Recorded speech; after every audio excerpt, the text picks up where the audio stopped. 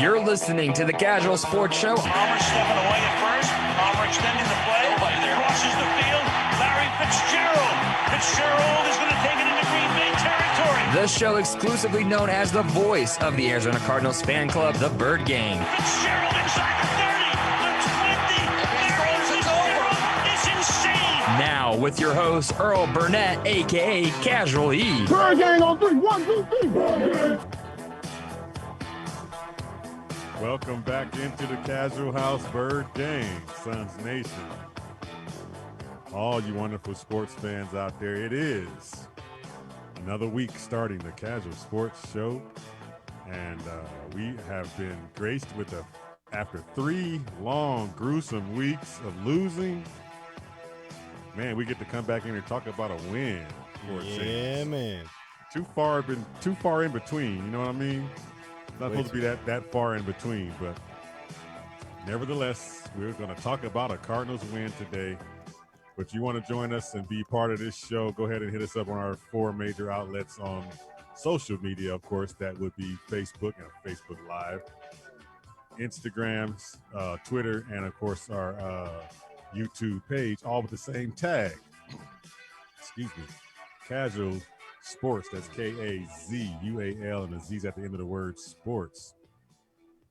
Also, go ahead and hit us up on the website as well and get the mobile apps for Android and for iOS, www.ksrnaz.com. And also, the show is live on KSRN right there on either on your web page or right there on the app as well. So get it at your beck and call. You can get any of the shows that you want to on any of our other places wherever you get your podcast, because we are just about everywhere on podcast, Spotify, TuneIn, you name it, we're on there. So what's going on, Mr. McConnell? I forgot we didn't even introduce ourselves. I'm Earl Burnett, of course, and this is my man, Sean McConnell, co-host of the show, and everybody knows that already, but that's supposed to be the first thing we do in the beginning of the broadcast. I told you, man, when we come off a win, we're just not focused, man. Yeah, Maybe that's the Cardinals' problem, too. We're just not focused when we win. So when we lose, we just get way too focused. I don't know. I'm feeling good, man. It was a good showing by the Cardinals. I feel a little bit better about the Cardinals. Granted, it is an NFC East team, so I can't feel great, but I feel a little better. Oh, you never turn down a win. I'm sorry. Exactly. I'll take a win any day. I'm still kind of in awe right now. I'm looking at this Suns game, and the CP3 is actually in a Suns uniform, man. It just looks weird. It just looks weird.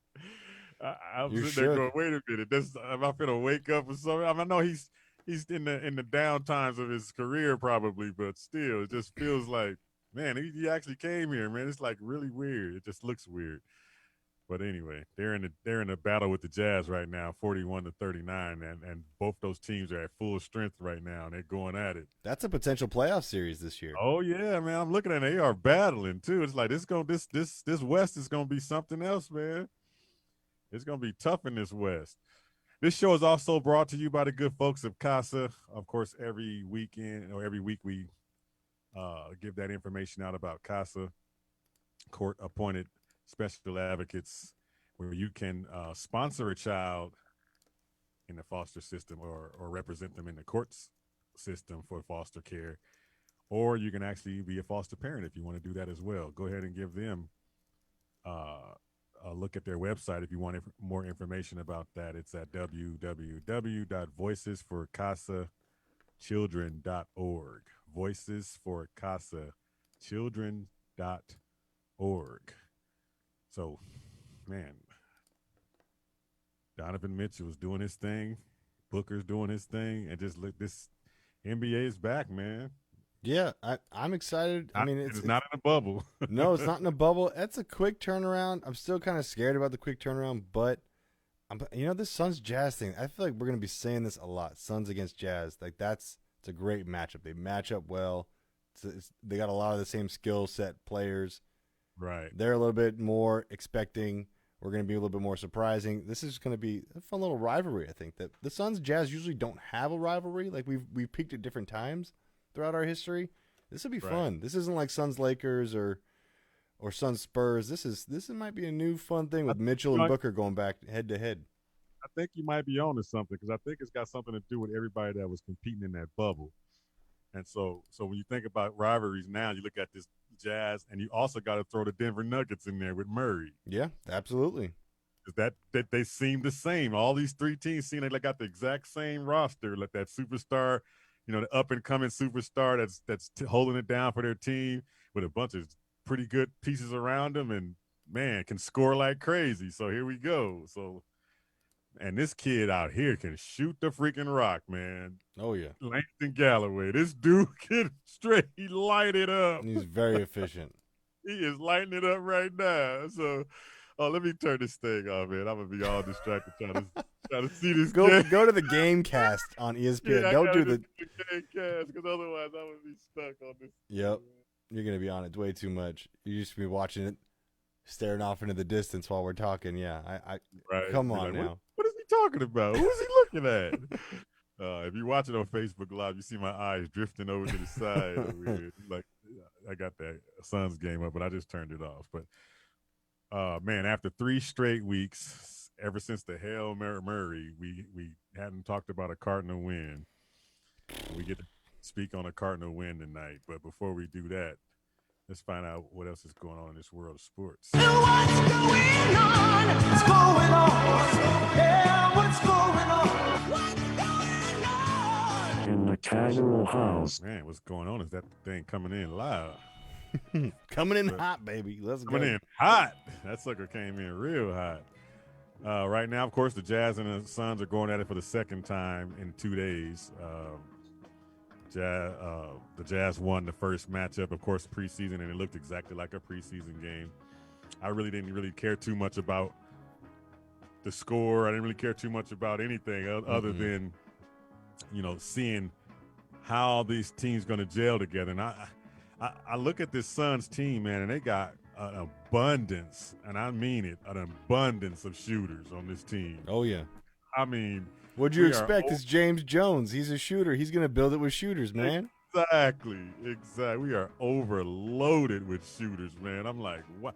I mean, I watched that Saturday game, Langston going off, Etwan Moore went off, hitting like 3 in a row, and a couple other guys. Then I said, all those dudes hitting those threes, and Cam Johnson ain't shot one yet. It's crazy. But what I love about the like you said, abundance. I'm gonna go with plethora because my dad loves that word. Yeah, there you plethora go. of shooters, right? When you have that word of the day, plethora, right? Brought to you by Sean McConnell Industries. Anyways, when you have that many shooters, if someone's having an off night, just run them off the bench and swap somebody else in. That's all you get. There's no off nights when you have that many shooters. Basically, it's a win-win. I was like, wow. Campaign came in and he had to get on the bench. Carter came in, knocked down a couple of threes. I said, okay, when you sit them guys down, who you got? Langston came. I was like, boy, this team is deep and can keep the scoring up when somebody goes off the bench. So something they haven't had in a long time. So let's see. Hopefully that'll be the trend. I mean, not a 3-point crazy shooting team, but just the guys that we have that can get inside. Booker, I watched him on Saturday night and tonight as well. He is getting in that little inside, that little mid range, and making it now, like it's like automatic. Remember last year he was hitting it, but he kept bouncing off the dang rim. Yeah, off like for the some back reason, sometimes. a lot of times. Yeah. But now it's just bang. It's going straight in. Like, man, okay. If he's 1-on-1 all day long, that's just gonna be all day.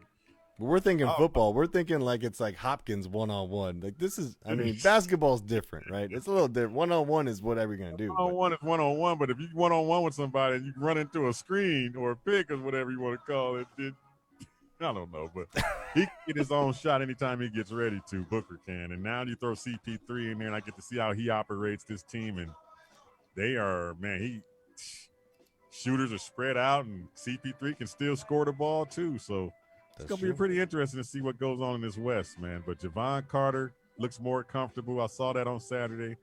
Booker, like I said, is getting his spot and getting his range and getting any shot he wants on the field. This new rookie Jalen Smith looks comfortable.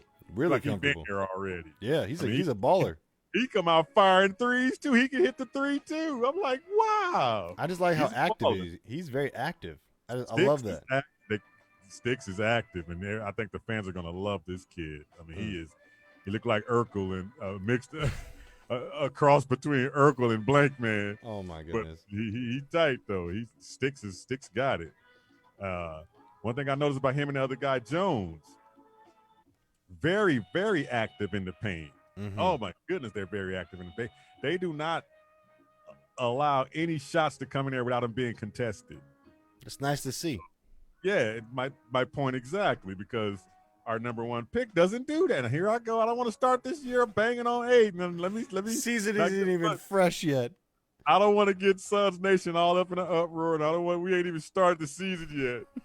But I watched him out on that Saturday game, and before I saw the game the day before, he was doing a bunch of talking. And I'm like, oh, here we go. And I was doing this. Oh, stop. Make it stop. Make it stop. He You know- was yapping about it. He wants blood, and he wants this, and I'm like, oh my god. You know, he'd stop. be a great guest for the Patrick Peterson podcast. I'm just saying. They're like two peas in a pod. Exactly, man. But I noticed, like, when he went out of the game, the aggression in the paint ramped up.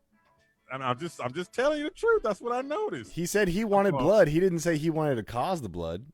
He said he wanted blood. He said he was gonna go dunk on somebody. He was just talking, dude. He's more Grey's Anatomy instead of Dexter. You know what I'm saying?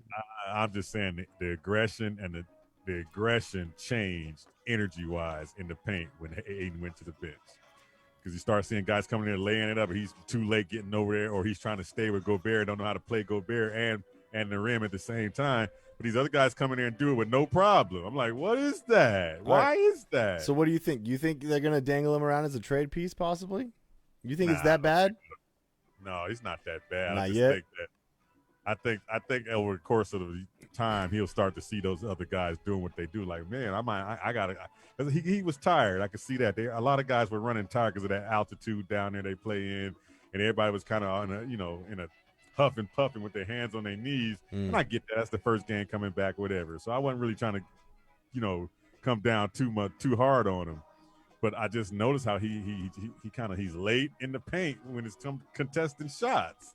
And he's supposed to be, and then other times he looks really good at it, So it's like when he can stay consistent, oh man, the sky's the limit for this dude. But I think he just needs to shut up first and do it first and stop doing all this yapping, man. Because I know you can't stand that. He's still the dude to me, and I don't know if you've seen this yet, but he's still that dude, what we used to call back in the day, a clearance dunker. Meaning, it's all clear, nobody's under there, go ahead and dunk.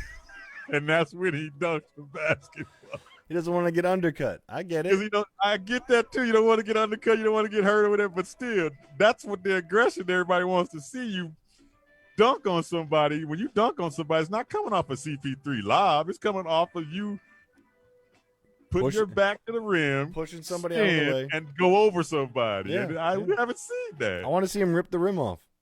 And that's another thing. And this is the last thing I'm gonna say about this on Aiden, because I was waiting to see him attack Gobert in the paint. He did not attack Gobert one time in the paint in that game, not once. He settled for that fake and that jumper all night, and he did not put his back toward Gobert, backs him into the rim, back him down, and go up over him, and with a layup or something. Nope, fadeaway jumpers all night. I'm like, oh, you got to be kidding. So I just hope that Mark Bryant, CP3, whoever has having intervention for this kid to get him to have some type of aggression in him, because he's a good yapper though. I give him that. He can talk with the best of them. I would definitely give him that. He can talk crap with the best of them. But what else we can talk? We're gonna talk about here. I got some NFL stuff for you if you want. Let's go there. There were some weird games to me. Weird and good, right? I mean, the Bears finally getting a win, 36-7. I mean, Houston's no pushover. They're a lot better than their record shows, but the Bears just showed them up, 36-7. Like it was no contest. I don't think they came to play, man. I think they might not have. Will Fuller wasn't out there, and a couple of those receivers were out, and they just felt like, oh, we ain't here to play. But you look at that matchup right now and that week, like that, those teams should have been kind of even, at least, right? And or at least a shootout to a point to where it's Right. not like scoring shootout, Right. To the point where like somebody, get a turnover here or there down the stretch and win the game with a field goal or something down the stretch. But you would never expect the Bears to blow somebody out. no, not like that. And then shout out to that was Washington. different. Washington Right. took care of San Fran, pretty much put the nail in the coffin almost there. You got Tampa Bay doing us a favor against the Vikings. That was huge. And the way that game started, I thought, here we go. The Vikings about to take him out. I texted you. I said, man, look like they about to pull Brady because he was just missing on everything. Tampa Bay came through. All of a sudden, he just clicked and went crazy on him. So, And now Jalen Hurts, which we're going to get into later, but led the Eagles to victory against the Saints, which nobody saw coming. nobody saw that one coming. 4% of the people saw that coming in the pigskin. Just so you know, 4% picked the Eagles. Who actually really picked him, though? I mean, I know it wasn't us. It wasn't Philly either, I tell you that. Nope. Man. Wow. Yeah, that was definitely unexpected. And now that's hopefully that'll get the Cardinals' attention that team is to be reckoned with. We can't go in there thinking, Yeah, don't sleep on them. don't sleep on them, especially another second-year starting quarterback rookie that's coming in there to play us again. We did that earlier with Tua and got bit. But we're gonna. What else we gonna? Was anything else out there before we jump into this Cardinal game? Oh, let's look at the NFC playoff picture. I'm pretty sure the Cardinals jumped back into the 7th spot. I got the playoff machine pulled up ready to go. I don't got the standings, but yeah, I got the playoff machine. Something else, man. The last 3 weeks are going to be something else. Matchup-wise, who has the toughest schedule? I believe out of the Vikings, Buccaneers, Bears, Cardinals, and there should be one other team, but for the most part, it's the Vikings and Cardinals pretty much because everybody else is pretty much going to be done. They're pretty much locked in above and then below pretty much. They can still make this thing at 8-8. They could. It's a lot slimmer at 8-8. You need the Vikings to kind of lose out, and that's going to be tougher. We slept on the Bears this week. Bears play the Vikings at Vikings. That could be a game where the Bears decide, you know what, we're not going to listen to Kirk Cousins throwing 3-yard passes. We're going to shut him down. Maybe they could shut down Dalvin Cook too. That could be tough. Then after that, they play at New Orleans. Drew Brees might be back by then. That's tough for them too. And then the last game that the Vikings play is at Detroit, and Detroit might just want to play spoiler. So who knows what you're going to get there? Right. So yeah, that's a tough the stretch. Bears to start winning either because if they start winning and we lose some games, they got the tiebreaker on us as well. That is true. Man, so okay, we can't allow them to start winning games. There's only 3 games. So the Bears play Vikings, Jacksonville, which is definitely a win, and then Green Bay, which will be a loss. Even with a rested Rodgers, I think that's still going to be a loss. Yeah. Okay, so man, the whole thing comes to winning out. If you win out, you're in. For the Cardinals, sure. yeah. Oh yeah, for sure. But you lose one, you can still make it in at the 7th seed probably, but you'll be matching up to a New Orleans Saints team probably because they're going to be the number 2 seed. Yep. And if now I like that matchup though. Yeah, simply because the New Orleans Saints right now, they don't know what they are right now because you better give some time for Breeze to get back in and get comfortable because if you wait to the last couple of weeks, he come back rusty, you get beat again in the playoffs. There's going to be 44 or 43 running at your back. I'm telling you that right now. And the last thing you want is a helmet on those ribs. I'm just saying, hey, New Orleans, it's coming. I'm just letting you know. You put a hit out on Kurt Warner all those years ago. I'm just letting you know. We got some dogs now. I'm just letting you know. Remember that. Careful what you wish for. Yeah, so can we – and then Cardinals can actually get all the way to the 5 seed if they win out and a couple other things go their way. Like, the Bucks lose another game maybe here and there or Seattle might have to lose another game probably. Which they could happen because they play the Rams. The trouble for the Bucks is they play the Falcons twice and the Bears. That's their matchup for the Bucks. I don't see them losing one. They could lose one, say to Atlanta, but you could even get to the 6th seed and get to Seattle. By their hardest part of their exactly. too. So, it's going to come down to the Cardinals just winning out. I kind of almost like like you said, I like the New Orleans matchup better than going at Washington, for example, if it is Washington that ends up being there. Because right now, Washington, anybody wants to play that team right now. regardless of their offense, which isn't impressing anybody, but that defense right now is scaring the hell out of a lot of people. Yeah. Did you see Chase Young yesterday? That man looked like he was ready to tear people's heads off. And he runs like a gazelle, man. He looked like DK Metcalf running down the field. Right. Whew. All right, well, let's take a quick break here. We got to come back and talk about what happened on yesterday's game. Another East Coast game for the Cardinals, finally. But another East Coast game, and the only time we've won on the East Coast was in New York. Both the New York teams are the only teams we've beaten on the East Coast in the last 3 years since 2018. I'm not even going back to Bruce Arians because we a lot of those 11 o'clock games we failed too. That's true. But from 2018 on up till today, the only teams that we've beaten on that East Coast is the New York teams. Now it's 2 times against the Giants and 1 time in the Jets. So when we come back, let's talk about what happened in that game and some things that were good and some things that were pretty suspect. You're listening to the Kazual Sportz Show. Earl Burnett, Sean McConnell. We'll be right back for our gang. Y'all sticking around out there. This is KSRN. We'll be right back.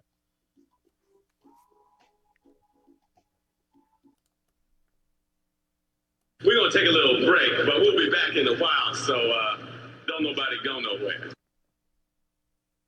Hi, this is Ed Smith, host of the Easy Sports Talk Show. In addition to hosting the show every Saturday, did you know I'm also an inspirational and motivational speaker? Utilizing life experience in my 15-year professional sports career, I offer programs to a wide variety of audiences. Tips from the locker room to the boardroom and beyond. Whether you're a corporate executive, sports organization, or faith-based organization, Ed Smith Speaks can customize a team-building, motivational, and inspirational program to fill your needs. I'd love to come inspire and motivate your group to create lifelong shining moments. To learn more about booking me for your event, visit edsmithspeaks.com or contact me directly at info@edsmithspeaks.com. When was the last time you had your awnings cleaned? What about the oil stains on your driveway? Majestic Services has you covered. They're your pressure washing and window cleaning experts. With over 11 years of experience, they'll provide you with a free, no-obligation quote for your awnings, driveways, stucco, concrete, asphalt, pool deck, stone, and more. Give Matt a call at 602-881-8228. Commercial or residential, let Majestic Services do your dirty work. 602-881-8228.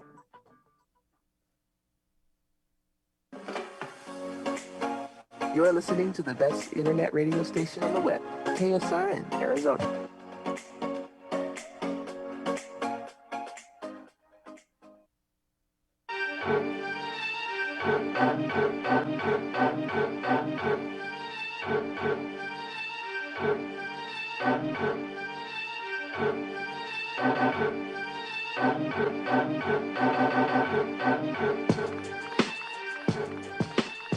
Welcome back into the Casual House. Earl Burnett, Sean McConnell right here on the Kazual Sportz Show. Hit us up on our mobile app, www.ksrnaz.com, or you go wherever you get your podcasts. And I do mean wherever you get it. You put KSRN in there and we are there. All right. So the Cardinals finally get another win after 3 straight weeks. After the Hail Mary, which we probably should have lost that game, and we won that game against a very, very good Bills team that are just right now on fire right now. Oh yeah. If they hadn't had that loss, they'd have been what, 5 in a row for them right now, or something around that. For the Bills, they've been on a 4 in a row. Streak right now. Before that offense is it just flows down the field, all up and down the field, because Josh Allen has taken another leap into elite, man. He has taken a leap into, man, that's where we want Kyler to be at, taking that leap to be just automatic every time, that you're going to do that same job every time, no matter what defense you face it.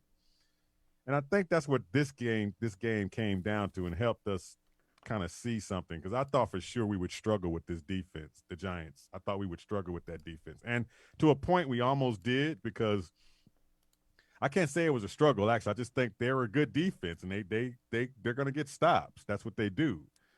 And I thought that this team would come in and struggle really bad of moving the ball against that team, but they did a hell of a job on offense, going up and down the field on that defense. And it was because Cliff may have, tweaked some things and actually finally listened to some.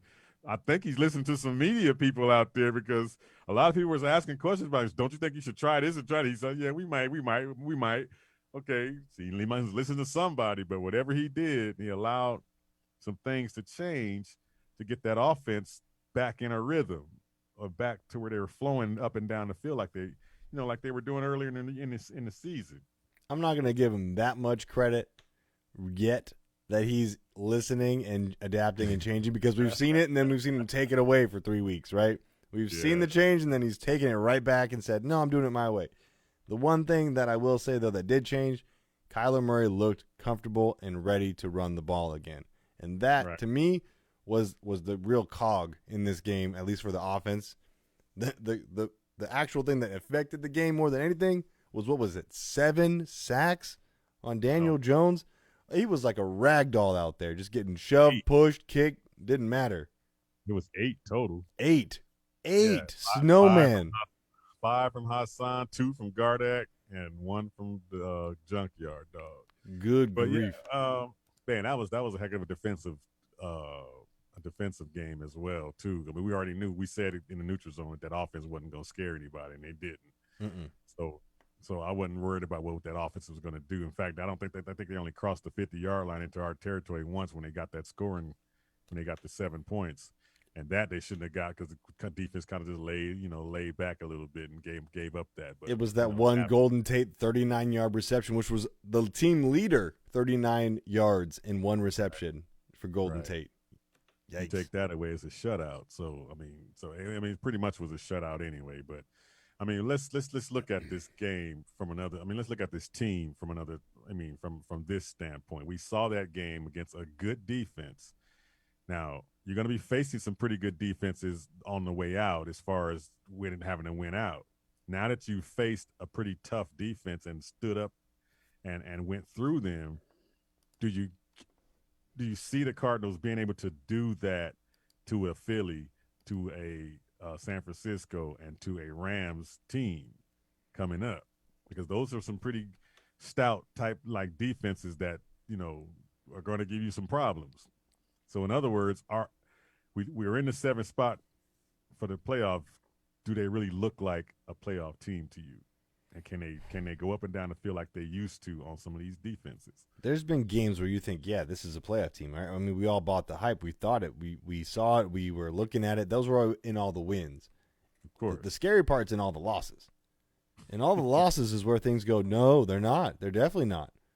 It's so starkly different, right? There's not really games where you're like, they played great, they just didn't have enough. It was never that. It was always this, and this is the reason you lost. And why are you doing these things? Why are you still in this area where you're getting all these penalties on offense? Why aren't you using this guy? Why aren't you doing this scheme? Why are you throwing horizontally and doing all this stupid stuff that doesn't work? That's the stuff that's so glaring in the losses that make you say, no, they're not.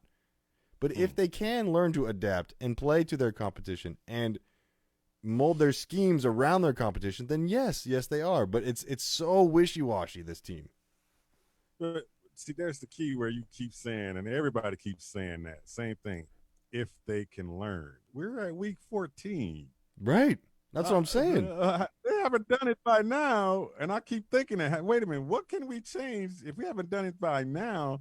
We are who we are, but because as the league starts out, people are hot, and then some people fall off, they get cold, and then they're contenders and pretenders that start to rise up like the Bears were 5-0.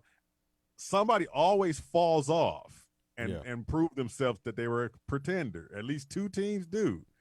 We were hanging around that pretender spot for the last 3 weeks. Like, okay, we might not be as good as we think we are. Yeah. Okay, now that we've gotten this one win, and it's just the Giants, and I don't want to call that a big giant win, no pun intended, but I just don't. it was a win that I think this team needed because they needed to see some positive going forward. So now that they've saw that this offense can be what it's supposed to be, they saw Kyler can still be comfortable in the pocket and actually step up through the pressure and make a throw. We see these things now. So now, okay, is that what we needed for this team to say, okay, now we're going to cross over into December and really ball out these last 4 games? They could possibly win out these last games and actually, be that contender that we want, we were hoping they would be from the beginning. That's my hope, right? It's hard to make that call, seeing that they're now 1-3 out of their last 4. I mean, it's not a good look, obviously. Right.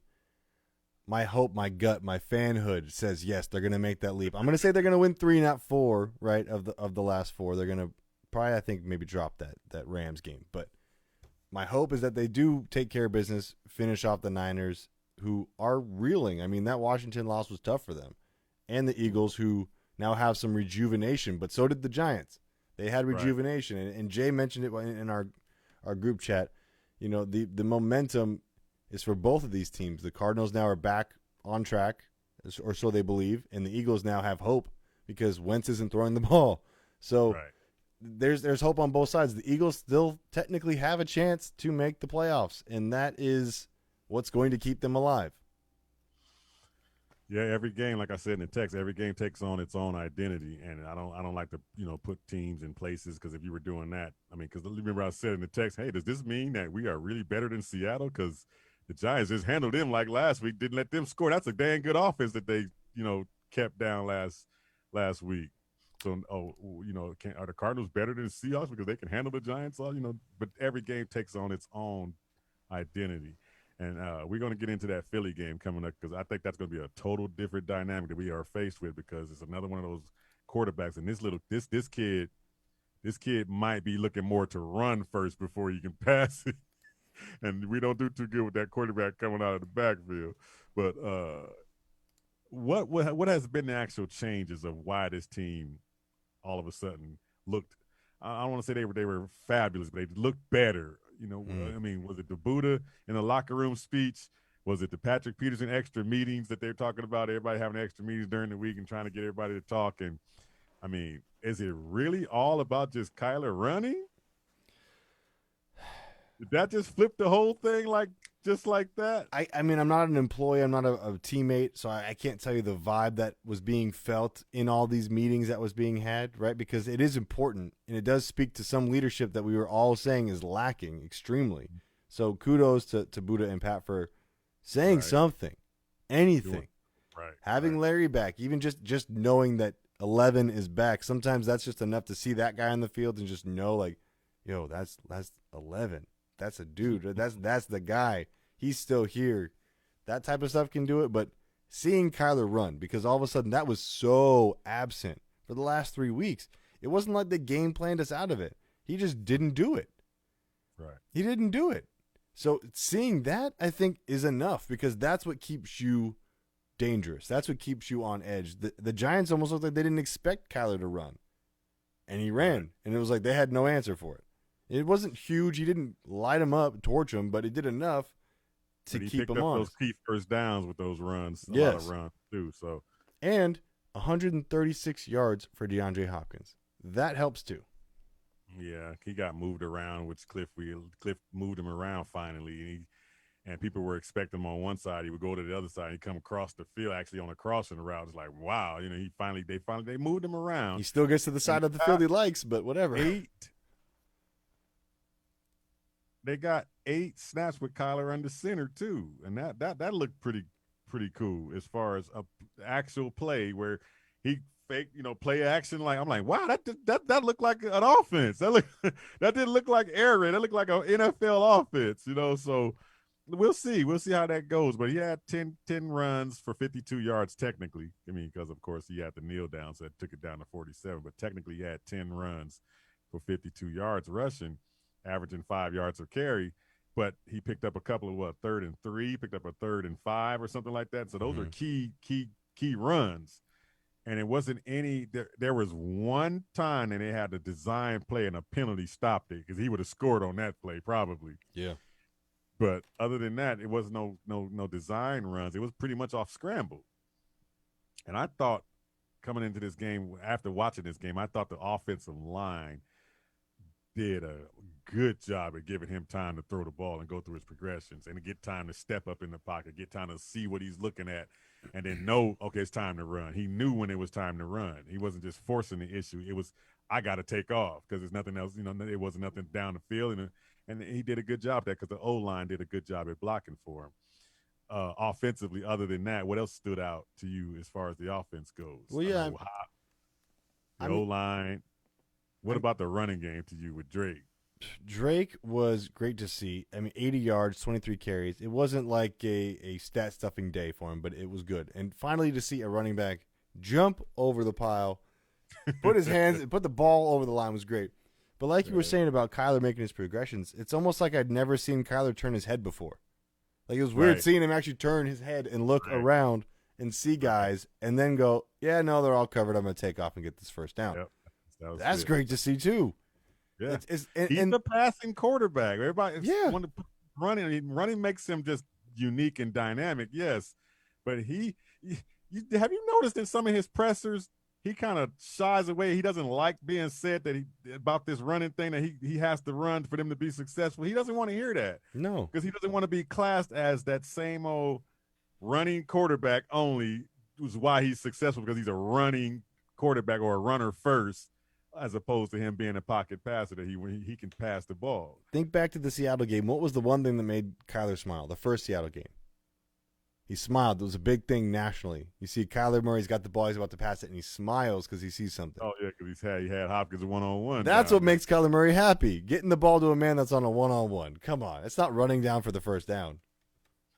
I thought they didn't get the ball deep enough in their game as well either. I mean, maybe that's just the Giants defense, but they didn't take any shots in that game deep. Not big ones, no. I mean, the longest was a 41-yarder. A deep pass, like as far as what, 20 that ran for 30 something because of, after the run after the catch. I'm talking about the bomb over the top. Yeah. And let me ask you this. Are they losing any confidence in Christian Kirk? Because here we go again on the goal line when they, after Junkyard got the fumble recovery, set him up. He should have scored on that dang jet sweep. I mean, he was. I mean, I put my hands up like touchdown because all that space was right there in front of him, and he just. I don't know how he ended up getting caught. He just stopped and just went back in and ducked down. Like, what the hell was that? I think he That's another opportunity that just went down the drain from him again on the goal line. What's up with Kirk, man? I think he picked the wrong hole on that one. I mean, it was close, and I'm not going to call that hole should have been a touchdown because there were still two other plays that Cliff definitely failed calling. That goal line was a terrible, terrible pick. Terrible. That was horrible. The first play was great. The last play was really horrible. It was sad, right? Yeah. I don't know if they're losing faith in Kirk, but they might just be losing faith in the deep ball. And this could be, again, like we're saying, maybe another cover for Kyler with his shoulder. Maybe they're afraid for him to throw the deep ball because, look, Isabella's taken out too because he's not consistent. There's a lot of things that are going, okay, well, now we know we can win without the deep ball, which is great. It's good to have. But that deep ball also made that offense so scary because there's so many things you could do. And there's so many things you can do, but now this just makes that drive look so bad because Andy's supposed to be a little further along than where he is right now. He's supposed to be that guy that everybody, okay, we can't let that guy get behind us. He's not even on the field. Yeah. So we have no deep ball threat at all. And I thought this offense would be that, at least a couple of shots a game down on the deep ball. And I don't like the fact that they don't send D-Hop deep. He can get the deep ball too. Yeah. He can go for the Deshaun Watson used to hit him in the deep ball all the time in Houston. All the time. Right there. Every time. Over the shoulder. So, I mean, why can't we just give him the deep ball? If Kirk can't get it done, yeah, and D-Hop's he's your horse. Let it go ahead and wear him out. Send him deep. Send him across the middle. Do you see how Josh Allen uses Diggs? A little different receiver, but yeah, I mean, in every way possible. star receiver. The dude just locks in on that dude and know where he's going to be at. And I know they've only been together for this 1 year, just like the Kyler and the Hop. Yeah. And they've already got a chemistry already. When it breaks down, Allen's eyes lock on Diggs. Boom. And that's where Kyler and Hopkins are supposed to be right now. You can't deny this dude from being the best in the league. He wants to be the best, and if you hold him back, he's just going to be frustrated. So hopefully this is going to get him on track going forward, but we got to get that deep ball going again. I don't want to spend too much time on that, but, man, the offense, like I said, I mean, they were 2 for 7 in the dang on red zone. That was definitely not characteristic of this team, but like I said, again, that was a good defense they were playing against. True. So I don't look at that as a bad thing. I just look at, hey, you play a good defense, sometimes a good defense will force you to kick a field goal. So 2 of 7 in the red zone. Man, but I really wish Christian Kirk could get back to what he was doing in the beginning of the year, because he was coming on in the beginning of the year like he's gonna be a threat. But remember who I said was going to be a threat in this offense back when the league, before we first started, when we were doing all the predictions. I told y'all Dan Arnold was going to be a beast, man. I wasn't doubting that. Big Dan, man. I told y'all he was going to be a beast. This dude is going to be one of the better tight ends in this league. I'm telling you, he's already starting to be Kyler's comfort zone. When way more, break down, way more than Max Williams. Way more than Max Williams. Way more. So I mean, I love his hands. I mean, that one he almost caught on the end was a good catch. He just fell down. The ball just happened to move. But I mean, he's a good pass catching tight end, and he's tall. So the pass they threw in the touchdown, he's the only guy that was going to get that ball. It was way over everybody. Yeah. Yeah. So I love Dan. I love me some Dan Arnold. So I knew that dude was going to be dope. So hopefully he'll continue to shine in this offense. And then one thing about that, if he continues to be that much of a playmaker, now you have to account for him. Yeah. If you're a defender, the defense, you have to account for him, which is going to leave somebody else wide open. Yeah, and hopefully that will help Kirk out, because I think that's what teams are trying to neutralize. Maybe they're just doing something to throw him off. These other receivers have to step up. Keyshawn Johnson, Isabella, Kirk, they have to step up. The plays are out there to be made. Yeah. They have to just make them, man. They have to take them. You can't just sit back and think it's just going to, be given to you. You got to go out there and take it if it's there, because Arnold's going to demand some more attention now. Hop's going to demand attention, and Fitz going to demand attention. Then Kyler coming out of the back. Those guys have to make plays now. You have to. So I don't know about Isabella. I don't know. Man, that might be the worst pick. You remember how Al Davis used to always go for the speed guy no matter what? That kind of felt like that pick for us. We just need a speed guy. And rather having DK Metcalf, we went for Andy Isabella. Yeah. But anyway, that's another story. Yeah. But the defense is pretty much where this game was won, right? I mean, the defense just balled out. They balled out. I mean, where do you even start on the defensive end? I mean, wow. You got to start with Hassan Reddick. You have to start with Hassan Reddick. I mean, he's 5 for 5. He goes out, he gets 5 tackles, and all of them are sacks. I mean, come on. And they were not gimme sacks. No. They were not coverage sacks either. This dude is fast off that edge, and he looked like he's getting faster. Yeah. I'm like, did you see him blow by that dude? I was like, and it felt like he was like leaning sideways so low that it was like he was running down low to the side. I'm like, man, he 43, 44, and 45 were all over the place in that game. This is let me just say why this is a brilliant move by Keim and Kingsbury here. And Vance, because Vance finally wised up and put Reddick where he belongs. Now, some injuries led to that, but I guarantee you Vance is going to be putting Reddick in coverage if he can help it next year because of this. Going back to the linebacker. He's going to stay right where he is. Absolutely. But this is why this is brilliant, because you brought back a guy like Brenson Buckner, who was the beast coach for that off amazing defensive line that we had in the Bruce Arians era. Right. That's what's getting Reddick faster and being able to run while he looks like he's horizontal. It's because of a coach like this that's grinding on him, and he's learning and he's getting better and he's getting better. He's coming back next year. I'm pretty sure that's why Keim was there to greet him after Reddick was crying after the game, saying, "Yep, okay, you got your contract. I'll mock it up right now." Because he's at what? He's at 10 for the year now, right? Yeah, well, don't sleep on it. Somebody else might want to give him more money, and then you can't pay him, and then you lose him. So, and that's what Seattle does. But that's the They business. pass rusher. But I mean, I think he should be back. I think they should get him back in, no matter what the cost, because I think he's just starting to get into that groove of, this is what I was drafted for. This is what I should have. This is where I should have been. But when they took me from the draft, because that's what he was doing in Temple. He was coming off the edge all day long. And he's getting that rhythm back, and he's getting that power back and the speed. Yeah. And so I just looked at his arm, and I was like, he getting bigger. Did you see? Did you see what I was telling? I said, this dude look bigger too, don't he? Bigger he's and faster. Bigger, faster, and strong. So he's going to be a force. And I'm hoping going forward in these next games, especially going into if you make it to a playoff game, that's going to be key to have some pass rush. Yeah, so, because it's still they're still kind of quiet on him scheme wise, offenses. Right. And now you can't be, which means that either it's going to open up Marcus or Gardeck or pick a name, because we're just throwing them in now with no Chandler Jones. We're just take a guess where it's coming from. You're not going to know. They rushed 4 guys the whole game and then put 4 linebackers back. Right. Brilliant.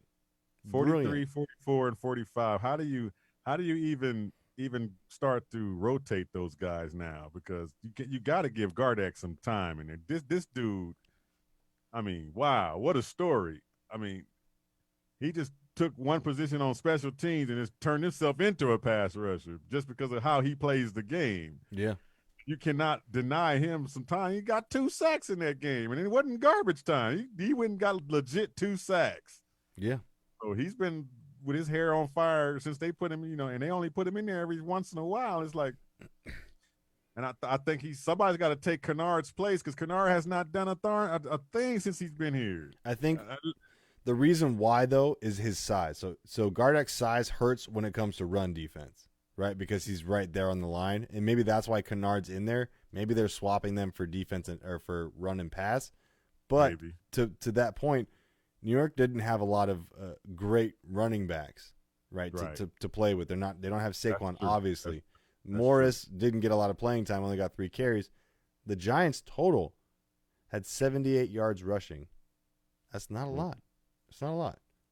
But the Cardinals defense is undersized. Right. So kind of undersized. That's what's going to be a problem going on deeper in the playoffs or deeper in the season. Right. So we don't want to downplay what Reddick did or what any of those guys did, but when you look at that Giants offensive line, that offensive line is going to be totally different from that next team's offensive line. Mm-hmm. So you're not going to be able to just think you're going to be able to do the exact same thing that you did to that offensive line, because that offensive line that you're going through next week is probably got all their starters on it, and it's probably got people that have been playing a lot longer, got better technique or whatever it may be. So that's what makes it harder. But I think if this Cardinal team can still generate that type of pass rush, or at least some type of pressure, getting at the quarterback, maybe not all the way to him, but making Hurts and all the quarterbacks they're going to face get off their sweet spot. Yeah.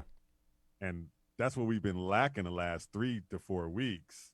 And when I saw it this week, I was like, wow, is it just the offensive line of the Giants that bad, or are we just on fire right now that we just, what got the Cardinals pumped up so much to where they can, come off the edges the way they've been coming off the edges in that game. So I don't know. Hopefully it can continue, but like I said, every game takes on a different dynamic because of the talent. Every game takes on a different dynamic because of whatever the case may be.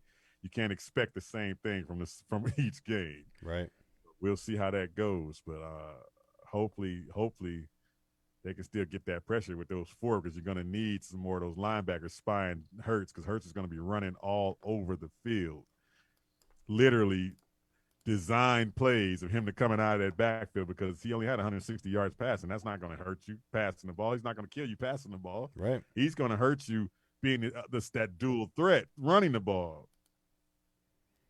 So, and we don't do too well with those running quarterbacks, man. I mean, and lately we just haven't. We get killed on screens, and we get killed on the run from the quarterback. Here's one guy that showed that he is our answer to that problem when we played Seattle twice. Isaiah Simmons. Yeah. Because we finally have our sideline-to-sideline linebacker, baby. I'm telling you.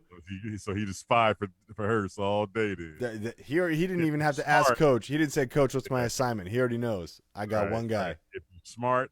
If you smart Vance Joseph, then that would be the definite recipe to calming him down, not letting him get out there and kill us. And if you neutralize him, our offenses, they do the thing they say, they do what they do. That should be a win in that, especially at home. It should be a win, right? Yeah. What else does Philly, threat-wise pose to us other than, that running quarterback? If you can neutralize that running quarterback, what else do they have? To me, their running game's okay too. Running game's okay. To me, their defensive line is still formidable. You still got Fletcher Cox around there. I mean, come on. It's crazy. So that's a good thing for the Philly Eagles right there. But yeah, there's not a lot. I mean, right now that team, they allow more points than they do score. What happened to the Saints? I mean, they almost pulled it out, but they got themselves in a big hole, 17-0. That's hard, right. Especially with the backup quarterback in Taysom Hill, who they're Taysom doing their Hill best. Didn't do a lot of running in there. No. So, I mean, Fletcher Cox and those guys, they tee off on guys that are pocket passers. Mm-hmm. They're going to have some issues with Kyler. Kyler's not going to just be a stable, just sitting there for them to just go attack. He's not going to be that. And they don't want to chase him around all day either. So that's going to be different for them because, the Eagles do get pressure. They get sacks, but on guys that are just big stones. Yeah. And for some reason, Sean Payton didn't run Taysom that much in that game. And you would think he would take off himself and run, but he wanted to prove he can throw the ball, I guess. Yeah, it almost felt like kind of like an audition tape because when Breeze is gone, what are you going to do? So let's see if he can just straight up pass it. And so that's like, it's the Eagles. Let's see what the Eagles can do too. Future-wise next year. Yeah, that could be it. I don't think he's going to be their starting quarterback, though. I mean, but when you think of where this league is going and Sean Payton, the way he thinks, there's a possibility that could happen. Yeah. All right, let's jump into something we haven't done in a minute. We haven't done this in a while. Here's to those who just something on his head. Must mean can't get right. Can't get right. That's the kid's name? Yep. No, can't get right. Can't get right. This is you, baby. You can't get right. Can't get right. Can't get right. Man, we haven't had that in a long time. In a 3-game losing streak, we should have had it.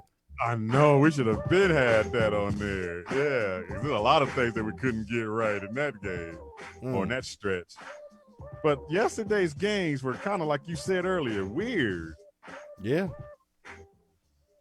Kickers had a bad day yesterday. Except for Mikey Nugent, baby. Old Mike Nugent.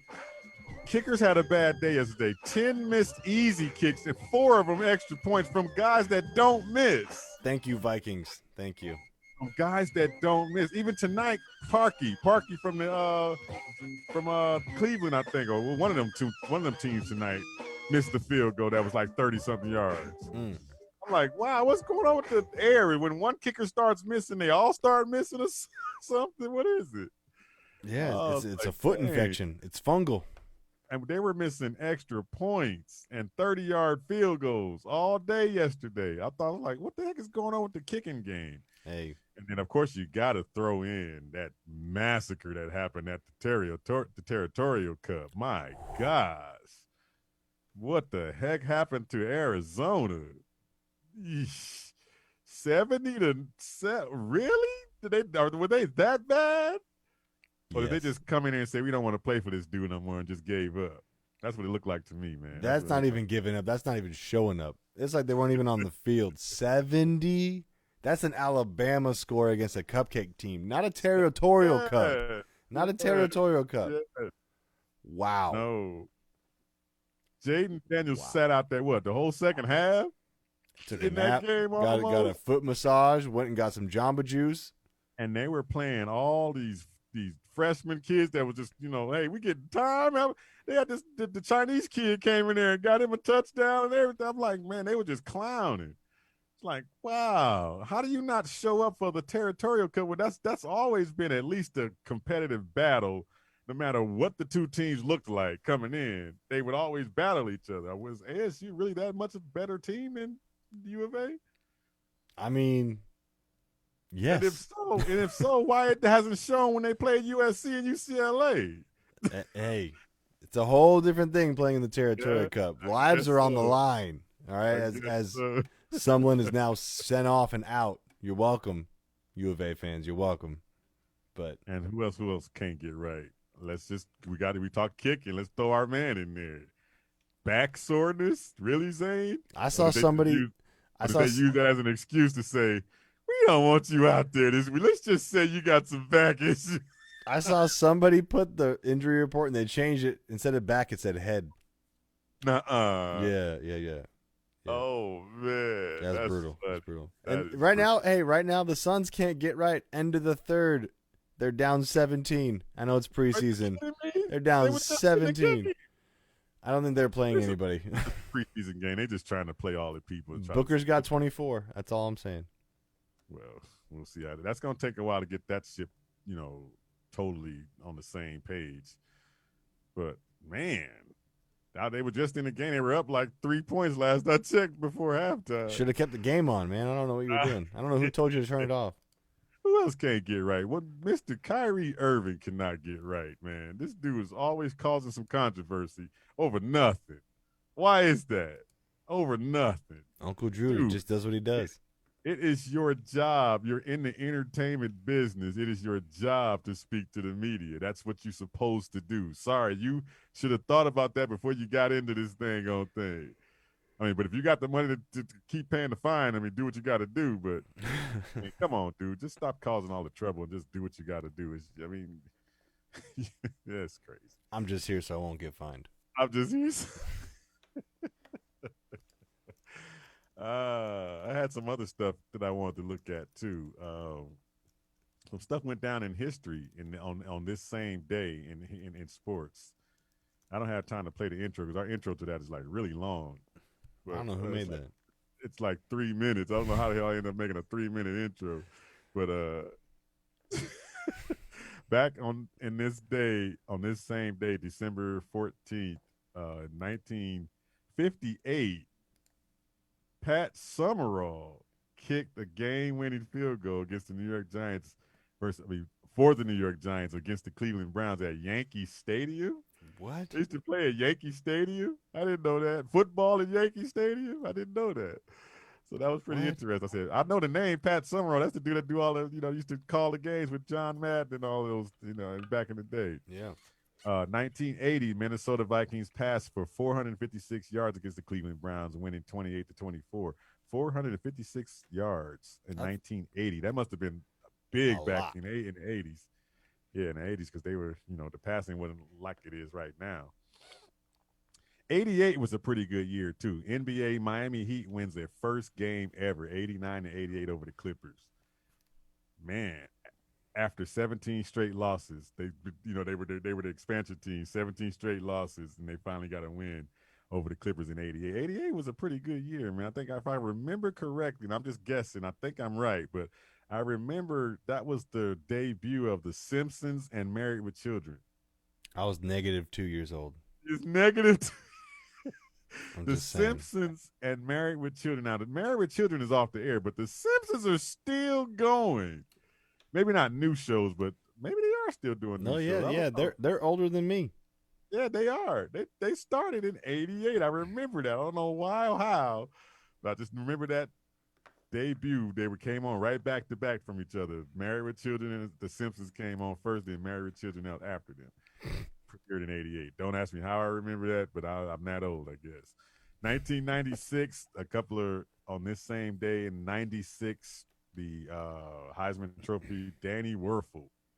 Where did he go? What happened to him? Belgium with the waffles. What happened to him? Was he a bust or what? Yep.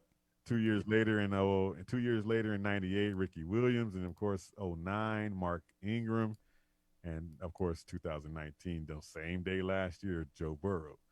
So there's a lot of history. Of course, it's going to be around the football area. I wanted to see that because it's around football season. I want to see some of the history back in football on this same day. But we're out of time, man, and this is another one of those shows that just flies by, man. And I'll be talking about I'll be this Cardinal game all week, going into this Eagle thing with some preview of the Eagle game all week, and of course, Neutral Zone on Thursday. We'll hit that off and get our picks in. And my picks look like crap right now. I swung for the fences and missed everything, man. I ain't lying. I missed everything. But thank you for coming in, Bird Gang, on Facebook Live. Thank you for coming in if you're listening on the mobile apps and live on KSRN. This is Kazual Sportz, Earl Burnett, Sean McConnell. We'll catch y'all next time. Peace out. See you.